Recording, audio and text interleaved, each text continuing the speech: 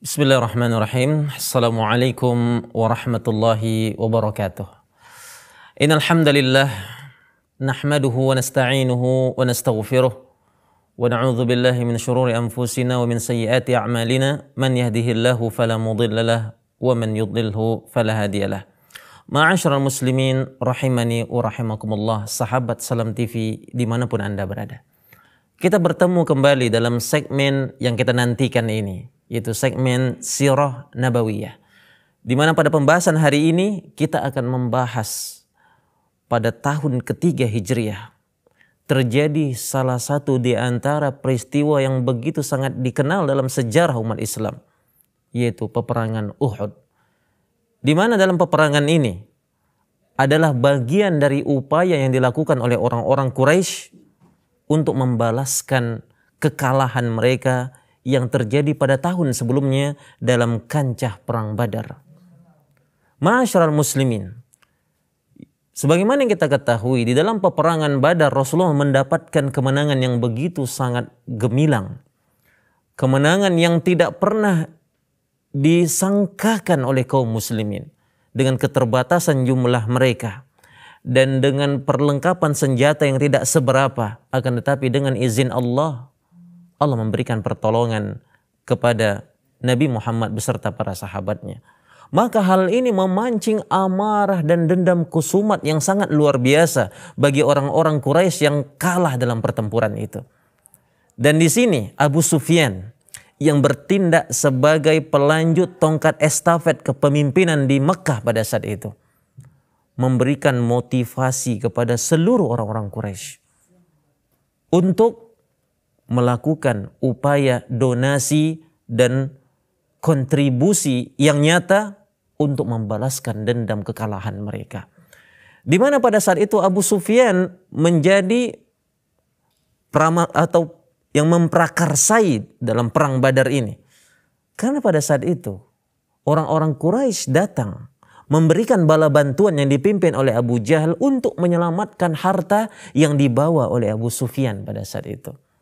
Dan qaddarallahu wa masya'a fa'al, harta yang dibawa Abu Sufyan berhasil lolos, dan Abu Jahal dengan kecongkakan dan kesombongannya menantang Nabi dalam kancah Badar dan berujung pada kekalahan.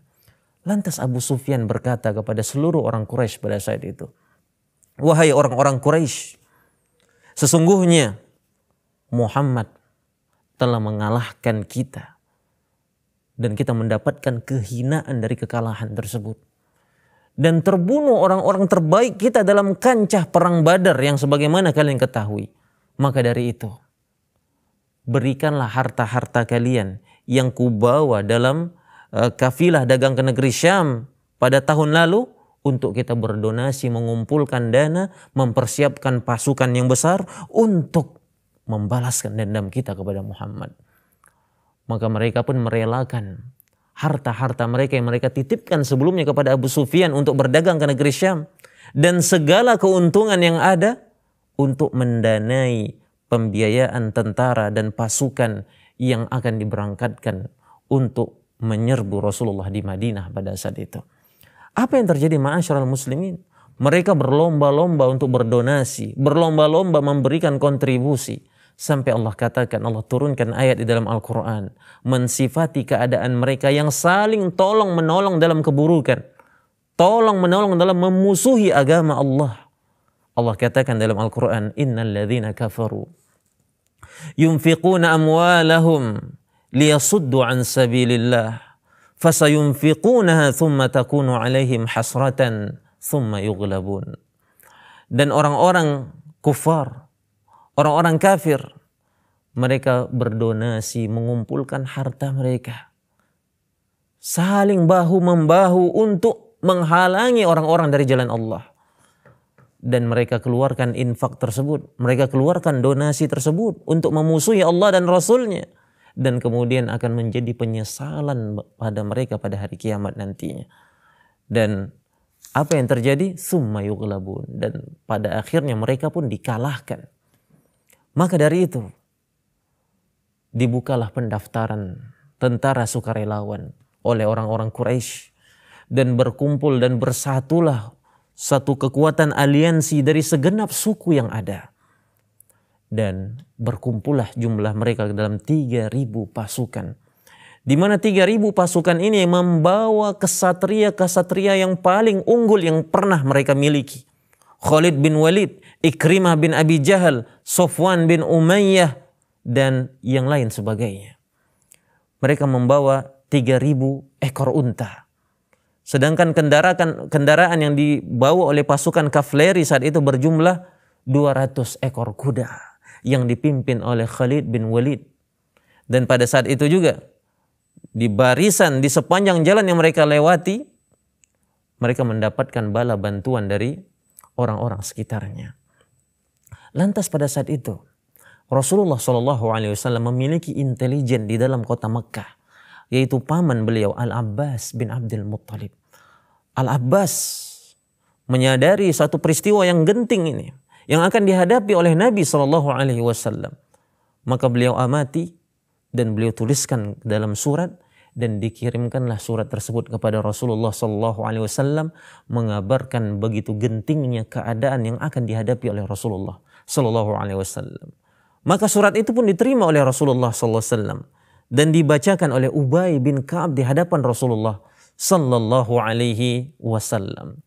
Lantas Rasulullah mengumpulkan sahabat-sahabat terbaik dari para panglima dan komandan dan kepala suku yang ada dari kalangan muhajirin dan ansar untuk bermusyawarah, untuk merumuskan langkah apa yang harus mereka ambil dan bagaimana cara mereka menghadapi hal ini. Lantas pada saat itu, ma'asyiral muslimin rahimani wa rahimakumullah, pasukan Makkah pun bergerak dari tempat mereka. Dan Rasulullah pun bermusyawarah dengan para sahabatnya.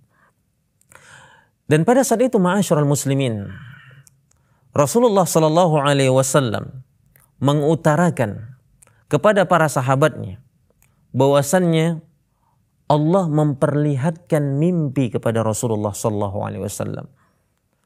Di mana mimpi yang disaksikan Rasulullah SAW, Rasulullah kabarkan kepada para sahabatnya. Beliau berkata, demi Allah, sungguh aku telah mengalami mimpi yang baik. Ru'yah shadiqah, mimpi yang baik. Aku bermimpi melihat beberapa ekor sapi disembelih. Aku melihat retak di mata pedangku. Dan aku melihat diriku memasukkan tanganku ke baju besi yang kuat. Maka pada saat itu beliau mengartikan beberapa ekor sapi yang dilihat Nabi dalam mimpinya adalah sahabat-sahabat beliau yang akan mati syahid. Dan beliau menafsirkan retak di pedang Rasulullah SAW menandakan salah satu di antara keluarga terdekat dari Rasulullah akan wafat dalam perang tersebut. Dan Rasulullah menafsirkan mimpi yang ketiga, dan aku melihat diriku memasukkan tanganku ke baju besi yang kuat. Rasulullah mengartikan itu, yaitu apa? Yaitu kota Madinah sebagai benteng yang kokoh, benteng yang tidak akan bisa ditembus oleh orang-orang Quraisy. Kemudian Rasulullah SAW sebagai seorang komandan, sebagai seorang panglima, sebagai seorang presiden memberikan usulan pribadi beliau yang terbuka untuk mendapatkan masukan dari yang lain. Karena ini adalah majelis musyawarah, bukan memaparkan atau mensosialisasikan apa yang diinginkan Rasulullah, tidak. Akan tapi Rasulullah mengemukakan pendapat beliau dan majelis yang ada terbuka untuk memberikan usulan yang lainnya. Dan inilah konsep musyawarah yang dilakukan dan diusung oleh Rasulullah sallallahu alaihi wasallam. Dan kemudian Rasulullah mengutarakan apa yang menjadi buah pikir beliau, di mana Rasulullah pada saat itu menetapkan ataupun mengusulkan agar kiranya mereka bertahan di dalam kota Madinah. Bertahan di dalam kota Madinah dan di dalam kota mereka berperang. Agar kiranya setiap pasukan mengerahkan kemampuan terbaiknya. bahkan perempuan dan anak-anak bisa ikut serta dari atas atap rumah mereka untuk memberikan bala bantuan dengan lemparan anak panah ataupun lemparan batu ke arah musuh. Ini usulan yang diusulkan oleh Rasulullah SAW dan disetujui oleh salah satu di antara gembong orang-orang munafik yang ada. Siapa dia? Abdullah bin Ubay bin Salul. Maka dia katakan, aku setuju dengan pendapat ini wahai Muhammad. Bukan dalam rangka membela Rasulullah SAW, bukan dalam rangka persetujuan terhadap usulan itu, akan tapi sebagai bentuk rasa takutnya dalam peperangan. Ketika peperangan di dalam kota, maka tidak ada satupun orang yang mengetahui beliau tidak ikut serta dalam peperangan. Inilah maksud licik dari persetujuan Abdullah bin Ubay bin Salul pada saat itu. Lantas para sahabat Nabi, umumnya dari kalangan para pemuda, mengusulkan untuk keluar dari kota Madinah, menyongsong musuh di luar kota Madinah. Ini yang mereka inginkan. Apa yang terjadi? Mereka mengatakan, ya Rasulullah, jangan kita tunjukkan kelemahan kita di hadapan musuh. Kita songsong mereka di luar kota Madinah. Kita hadapi mereka dengan sebenar-benarnya peperangan. Kita tunjukkan siapa kita sebenarnya. Maka mayoritas perkataan ini disepakati oleh kebanyakan sahabat-sahabat Nabi SAW, yang sejatinya pendapat ini menyatakan ketidaksetujuan terhadap apa yang diusulkan oleh Rasulullah SAW. Dari sini kita ambil suatu hikmah dan pelajaran yang begitu sangat mendalam.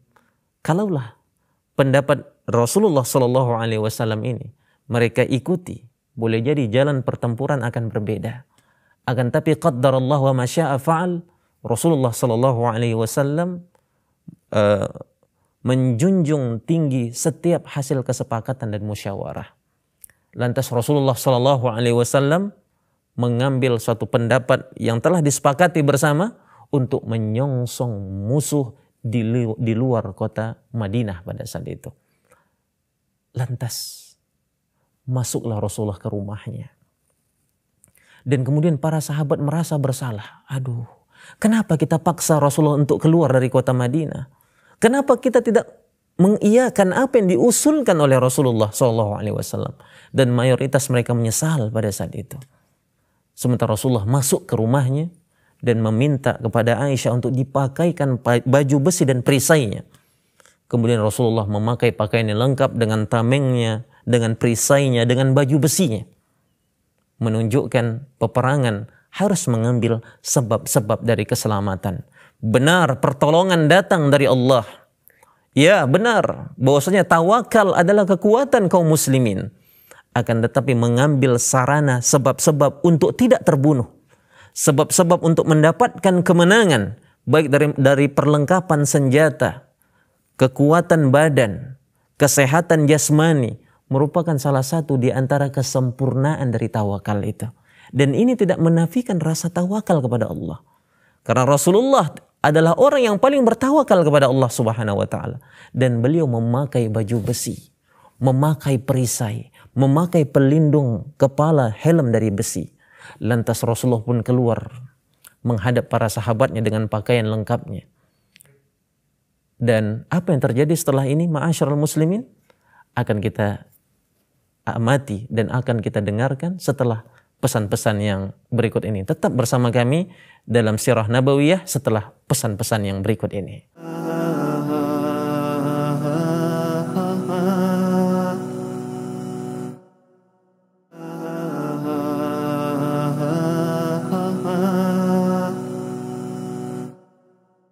Bismillahirrahmanirrahim. Alhamdulillah. Wassalatu wassalamu ala rasulillah alladzi la nabiyya ba'dah amma ba'd. Sahabat Salam TV dimanapun Anda berada. Lantas Rasulullah SAW bersiap-siap menuju rumahnya setelah didapatkan satu keputusan yang bulat untuk menyongsong musuh keluar kota Madinah. Dan para sahabat pada saat itu merasa menyesal karena telah memaksa Rasulullah SAW untuk mengikuti apa yang telah mereka usulkan. dan mereka pun merasa bersalah pada saat itu. Lantas di antara mereka berkata, sudah, ngapain kita untuk memaksa Rasulullah? Kita ikuti saja apa yang telah diusulkan oleh Rasulullah SAW. Padahal saat itu kata sudah bulat, kesepakatan sudah terjalin. Lantas Rasulullah masuk ke rumahnya dan memakai pakaian yang lengkap dengan perisainya, dengan baju besinya, dengan tamengnya, dengan helmnya, dan dengan pedangnya. Lantas beliau keluar menghadap para sahabatnya di dalam masjid pada saat itu. Lantas para sahabat berkata, ya Rasulullah, kami mohon izin, kami mohon maaf ya Rasulullah telah memaksamu untuk mengikuti usulan kami. Kami akan mengikuti apa yang kau usulkan. Apa kata Rasulullah SAW? Tidak pantas seorang nabi yang telah bersiap dengan baju besinya, yang telah menetapkan satu keputusan, tidak boleh dia untuk mundur kecuali dia harus menyongsong musuh sampai Allah tetapkan apakah dia akan mendapatkan kemenangan atau kekalahan. Tidak ada kata mundur, mari kita maju. Rasulullah SAW memotivasi mereka untuk menyongsong musuh, karena itulah yang telah disepakati sebelumnya. Dan ini salah satu di antara bentuk komitmen seorang pemimpin terhadap hasil rapat. Pemimpin yang tidak mencela-menceli. Kadang A, kadang B, kadang C, kadang D.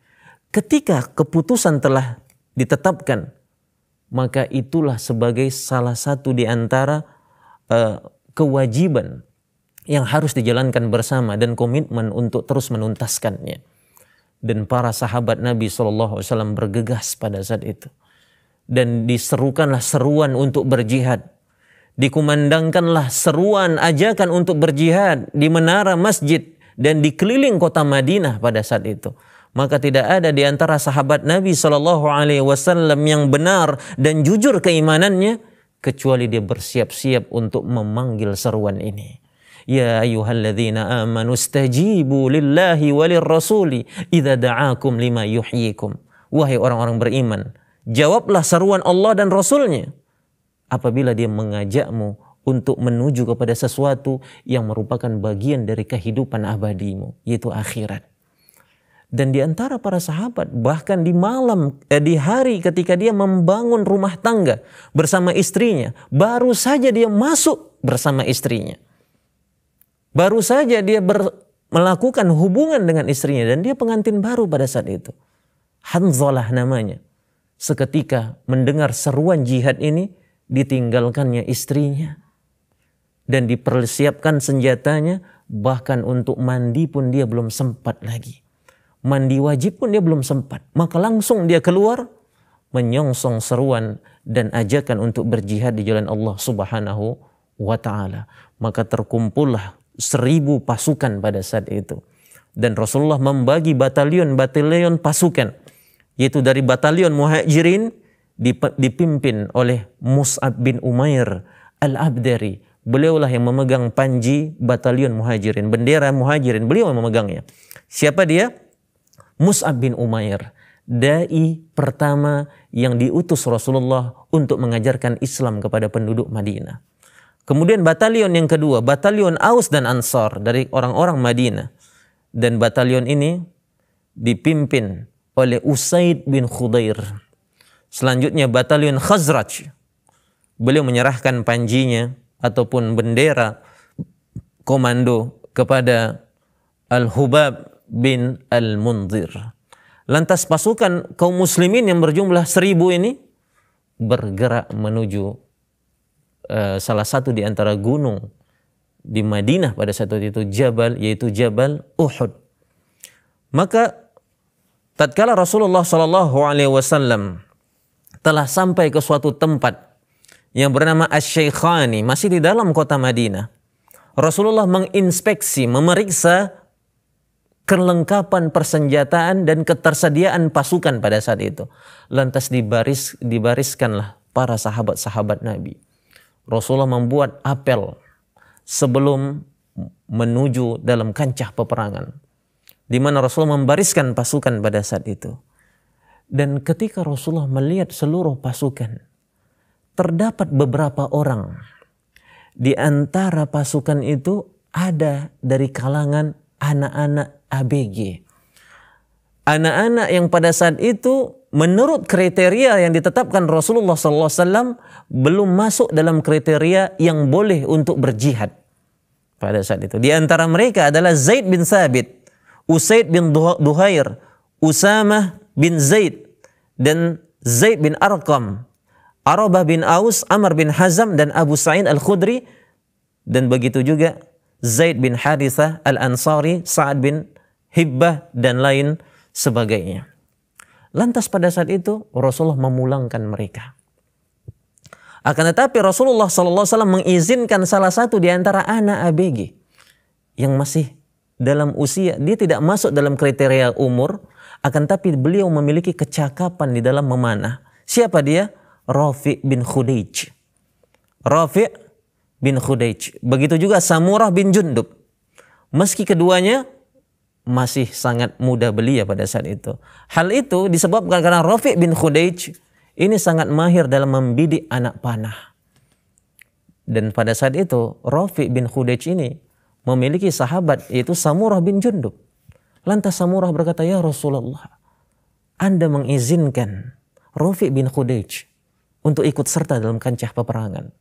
Sementara aku bergulat dengan Rafi', aku selalu menang. Ketika aku bergelut dengan Rafi' bin Khudayj, berduel 1 lawan 1, aku mengunggulinya. Aku lebih kuat dari Rafi' bin Khudayj." Lantas Rasulullah mengetes mereka. "Coba kalian bergulat, silakan bergulat." Rasulullah saksikan. Dan benar, Samurah bin Jundub memiliki kemampuan berduel dan kemampuan fisik yang hampir setara dengan orang-orang yang di atas umurnya dari dia. Maka Rasulullah mengizinkan Samurah bin Jundub untuk ikut serta membersamai pasukan bersama dengan sahabatnya Rafi' bin Khudayj walaupun di usianya yang sangat muda. Rasulullah mengizinkan mereka karena kecakapan dan kepiawaian mereka berdua dalam seni berperang yang ada pada saat itu. Lantas Rasulullah SAW bermalam di tempat antara Uhud dan Madinah. Mereka tiba di waktu senja. Maka Nabi SAW salat maghrib dan salat isya dan bermalam di sana. Lalu memilih 50 orang untuk menjaga perkemahan dan berkeliling di sekitarnya. Dan pada saat itu, ketika waktu sudah hampir memasuki pagi, Rasulullah SAW menyisir pasukan untuk menuju wilayah Uhud pada saat itu. Dan di tengah perjalanan itu Rasulullah memilih jalan di daerah tempat perkebunan orang-orang Yahudi. Maka Rasulullah lewatlah di kebun milik salah satu di antara Yahudi yang telah buta matanya. Dan ketika itu Yahudi ini merasa kedatangan Nabi SAW dan beserta para sahabatnya. Lantas diambilnya tanah dan dikatakannya, "Kalau engkau Muhammad, jangan kau injakkan kakimu di sini. Pergi engkau ke sana." Dilemparkannya dengan debu ke arah Rasulullah SAW. Dan ini memancing amarah para sahabat Nabi SAW. Suatu tindakan yang kurang ajar, salah satu di antara tindakan yang menunjukkan permusuhan yang nyata terhadap Rasulullah SAW. Ketika para sahabat akan bertindak, Rasulullah berkata, "Biarkan dia. Dia adalah seseorang yang buta matanya dan buta hatinya. Biarkan dia." Dan Rasulullah pun cepat berlalu dari tempat tersebut dan tibalah pasukan di kaki gunung Uhud. Pada saat itu pasukan sudah dapat melihat pasukan musuh yang dipimpin oleh Abu Sufyan. Ketika mereka sudah saling melihat pada saat itu antara Rasulullah dan para musuhnya, mata saling memandang dan saling melihat jumlah pasukan pada saat itu, terjadilah suatu pengkhianatan pertama di dalam Islam. Terbongkarlah satu kedok kemunafikan yang selama ini terpendam di dalam dada, yang tidak diketahui oleh siapapun. Dengan hikmah Allah, Allah tunjukkan kepada para sahabat Nabi SAW siapa musuh dalam selimut, siapa duri di dalam daging, siapa yang menjadi aktor di tengah orang-orang Madinah yang memberikan kerusakan dari dalam. Dialah Abdullah bin Ubay bin Salul. Memprovokasi pengikut-pengikutnya. Karena beliau saat itu memiliki pengaruh. Beliau provokasi orang-orangnya. Beliau provokasi anggota klannya.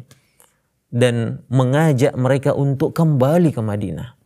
Di saat pasukan Rasulullah SAW telah bertatap-tatapan dengan musuh. Ini salah satu di antara tujuan di mana dia ingin menampakkan di hadapan orang-orang Quraisy bahwasannya pasukan Nabi Muhammad tidak solid.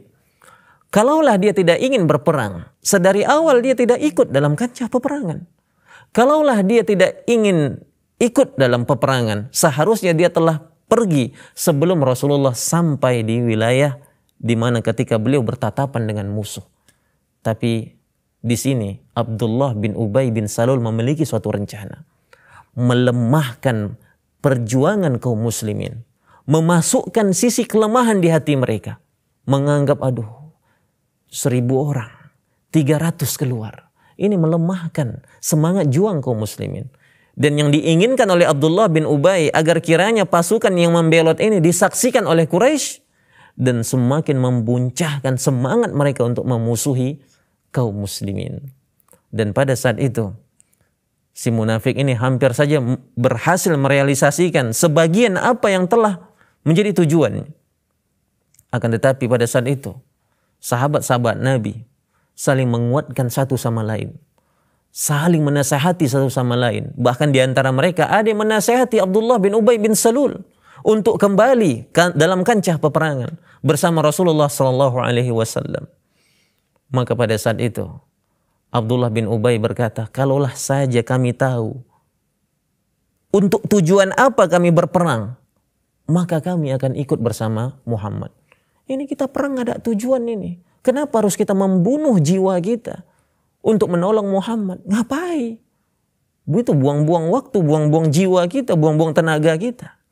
Itu yang dikatakannya kepada sahabat yang menasihati ini. Lantas sahabat ini berkata, pergilah kalian. Allah dan Rasulnya tidak membutuhkan orang-orang yang semisal kalian. Maka Abdullah bin Ubay bin Salul pun ditinggalkan oleh sahabat Nabi.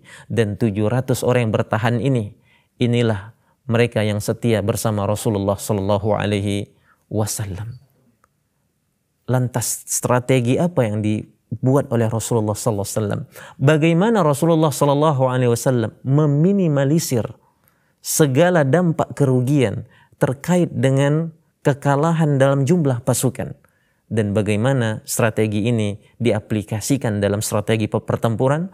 Maka tetaplah membersamai kami dalam segmen Sirah Nabawiyah di Salam TV setelah pesan-pesan yang berikut ini.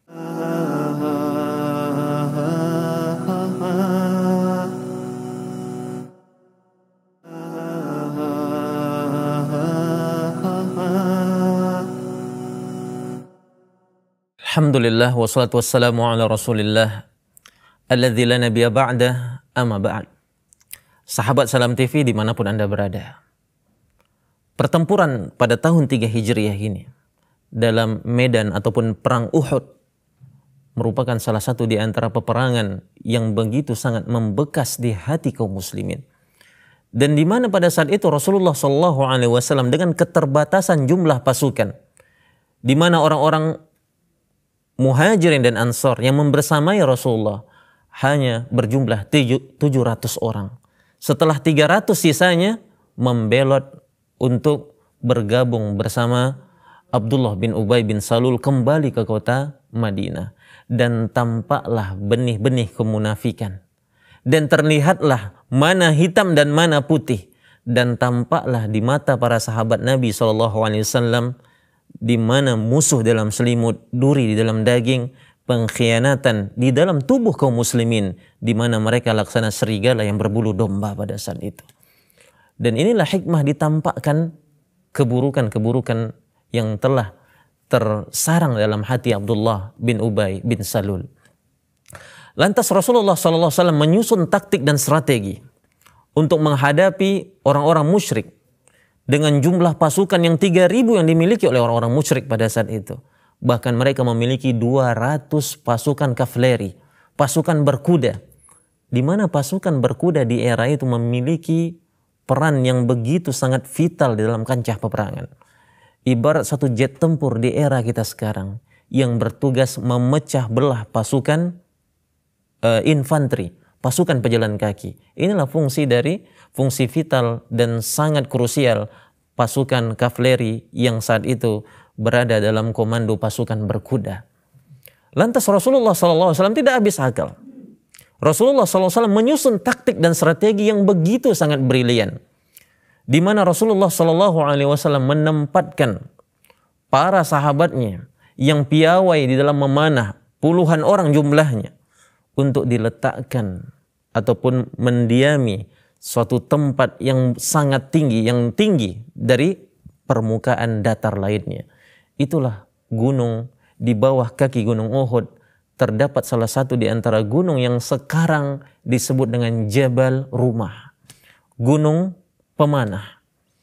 Di mana di gunung tersebut Rasulullah menempatkan para sahabatnya yang lihai dan piawai dalam memanah untuk memanah pasukan berkuda yang akan menghampiri kaum muslimin.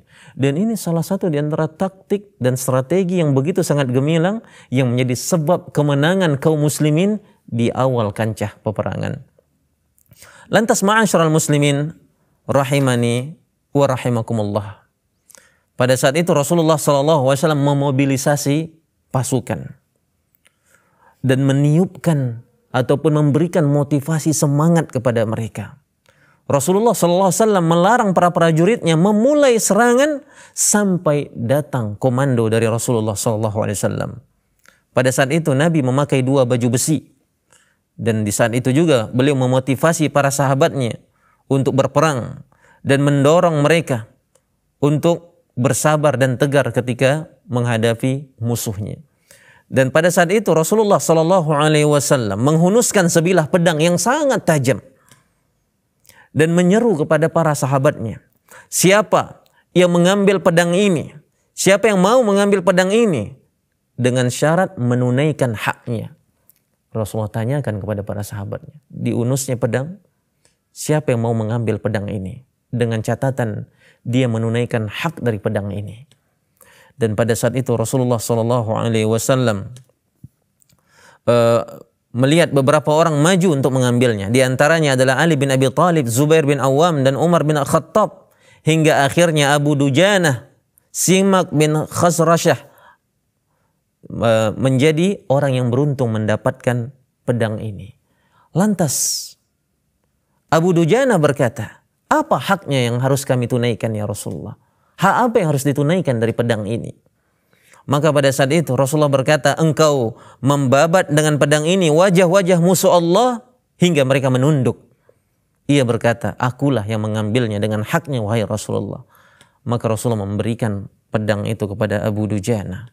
Lantas Abu Dujanah, sosok seorang yang begitu sangat militan di dalam peperangan, yang begitu sangat pemberani. Beliau keluarkan ikat kepala merah. Beliau ikatkan di kepalanya tanda kematian. Tanda tidak ada kata mundur. Lantas beliau berjalan dengan petantang petenteng, menunjukkan kesombongan.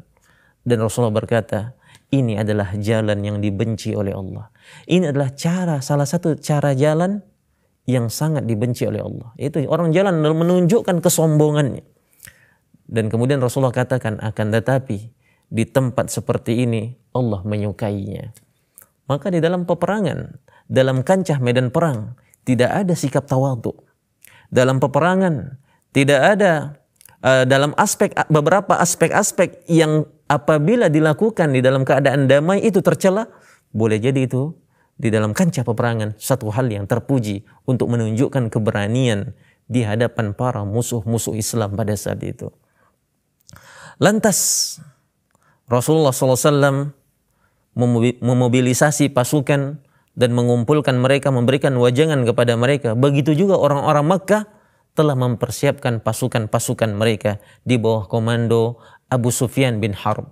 Akan tetapi dalam kancah peperangan ini yang begitu sangat unik, yaitu orang-orang musyrik dari kota Mekah pada saat itu mengikut sertakan para wanita di barisan paling belakang yang bertujuan menabuh genderang perang, memberikan motivasi, kata-kata sanjungan, pujian, dan motivasi untuk membangkitkan semangat juang. Dan agar kiranya setiap pasukan malu untuk lari ke belakang, karena di belakang mereka ada para wanita pada saat itu. Di antara yang ikut serta dalam peperangan ini adalah Hindun bin Utbah. di mana Hindun pada saat itu merupakan salah satu di antara anak bangsawan Quraisy yang memiliki dendam pribadi yang begitu sangat kusumat kepada Rasulullah SAW. Terkhusus dalam kancah perang Badar terbunuh 3 orang yang sangat dicintainya. Dari karib kerabatnya, ayahnya, pamannya, dan anak laki-lakinya tewas seketika menjadi korban-korban yang berjatuhan dalam kancah perang Badar di barisan kaum musyrikin pada saat itu. Lantas Hindun bin Utbah saat itu, ketika peperangan sebelum dimulai di kota Mekkah, beliau memberikan sayembara kepada orang-orang yang mampu melakukan balasan dendam terhadap Hamzah bin Abdul Muttalib. Karena Hamzah merupakan aktor utama dalam perang Badar pada saat itu, yang menjadi penyebab kematian karib kerabat Hindun bin Utbah. Dan dapatlah Wahsy. Wahsy ini adalah salah satu di antara budak ataupun hamba sahaya yang dimiliki oleh orang Quraisy. Beliau adalah salah satu di antara hamba sahaya yang datang dari negeri Habasyah.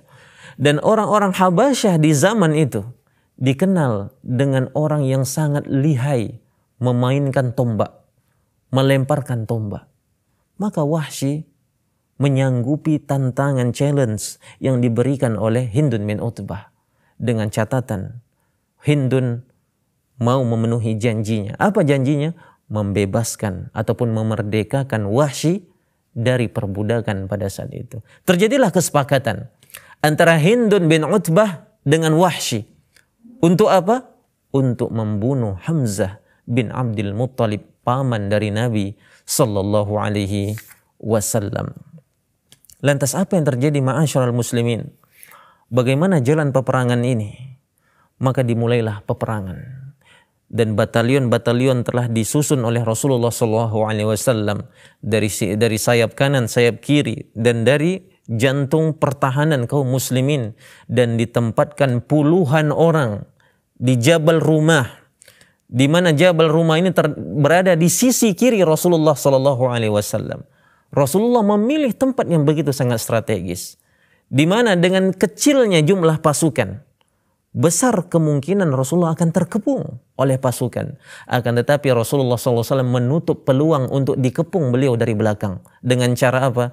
Beliau menjadikan punggung belakang beliau tepat di gunung Uhud yang begitu tinggi menjulang.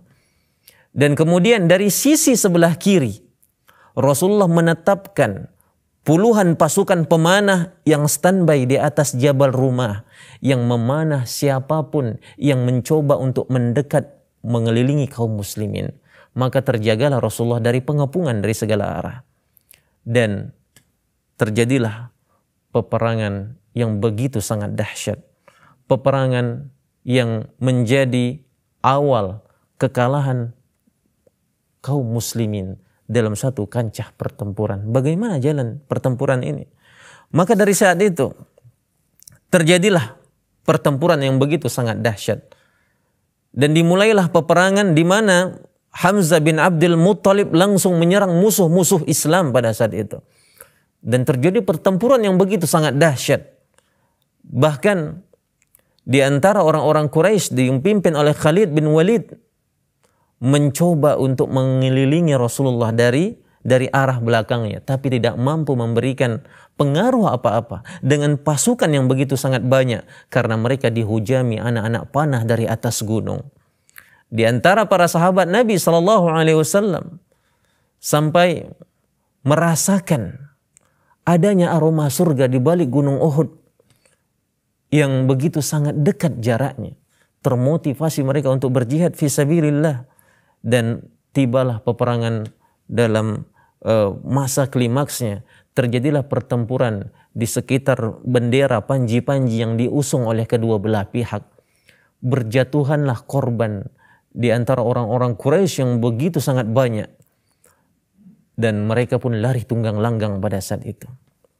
Dan perlu dicatat ma'asyiral muslimin rahimani wa rahimakumullah. Rasulullah ketika menempatkan pasukan pemanah di Jabal Rumah, Rasulullah memberikan suatu wasiat, Jangan kalian turun dari gunung ini, baik kami dalam kondisi menang ataupun kalah. Jangan kalian turun dari gunung ini sampai kalian dengar komando dariku. Itu perintah dan titah yang diberikan Rasulullah SAW.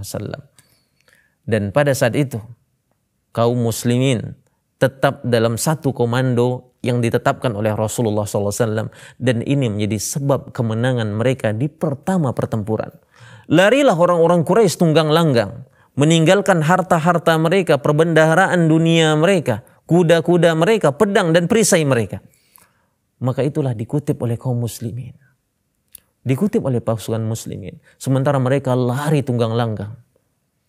Dan orang-orang dari atas gunung melihat peperangan telah usai, pertempuran telah berakhir, ghanimah, harta rampasan perang ada di pelupuk mata mereka.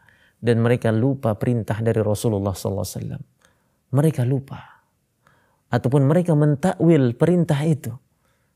Dan mereka nyatakan perang telah usai. Tidak ada lagi hajah kita untuk terus berada dalam gunung ini, di atas gunung ini. Maka mayoritas mereka turun. Apa yang terjadi? Apa dampak dari turunnya pasukan pemanah ini? Dan bagaimana pertempuran itu mengubah alur dari kemenangan menjadi kekalahan. Dari keberhasilan mengumpulkan harta rampasan menjadi tangisan dan darah yang bergelimang. Dan apa awal pangkal kekalahan ini? Dan bagaimana alur cerita dari akhir pertempuran ini? Maka akan kita lanjutkan segmen ini dalam edisi Sirah Nabawiyah pada sesi berikutnya. Dan berakhirlah pertemuan kita pada hari ini dalam sesi ini, dan akan kita lanjutkan pada pertemuan berikutnya biidznillah tabaraka wa ta'ala. Subhanakallahumma wa bihamdika asyhadu an la ilaha illa anta astaghfiruka wa atubu ilaik. Assalamualaikum warahmatullahi wabarakatuh.